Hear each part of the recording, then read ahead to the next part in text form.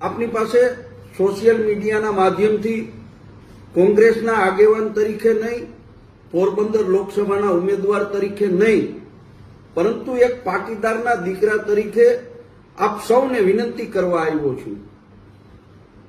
વર્ષોથી સૌરાષ્ટ્રની અંદર રાજકીય માણસો પોતાના અંગત સ્વાર્થ માટે બે સમાજોને લડાઈવા કરતા હતા.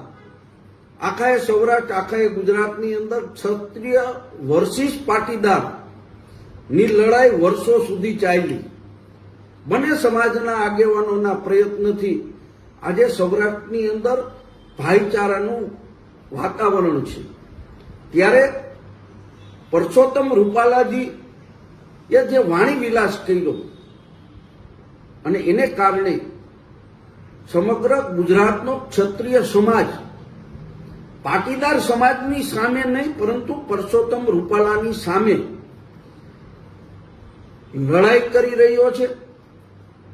ત્યારે ભારતીય જનતા પાર્ટીના અમુક આગેવાનો આ ક્ષત્રિય સમાજની રૂપાલા સામેની વ્યક્તિગત લડાઈને બે કોમ વચ્ચેની, બે સમાજ વચ્ચેની લડાઈ બનાવવા માટેનો જે હીન પ્રયાસ કરી રહ્યા છે, એ પ્રયાસને હું વખોડું છું અને સાથે સાથે મારા પાટીદાર સમાજને પણ વિનંતી કરું છું કે રૂપાલાજીને તમારે મત આપવો હોય તો આપો, તમારે રૂપાલાજીને સમર્થન આપવું હોય તો આપો, પરંતુ ખુલ્લે ખુલ્લા મેદાનમાં આવી અને ક્ષત્રિય સમાજને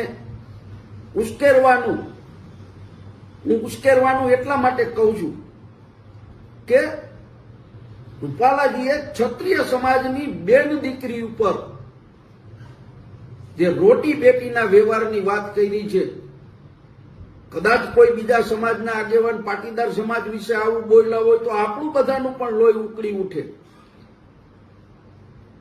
એટલા માટે આપ સૌને પણ વિનંતી કરું છું કે કોઈ પણ જાતની સોશિયલ મીડિયા ઉપર પોસ્ટ કોઈ પણ જગ્યાએ જાહેરમાં આવી અને આ લડાઈમાં કોઈના પણ હાથા બૈના વગર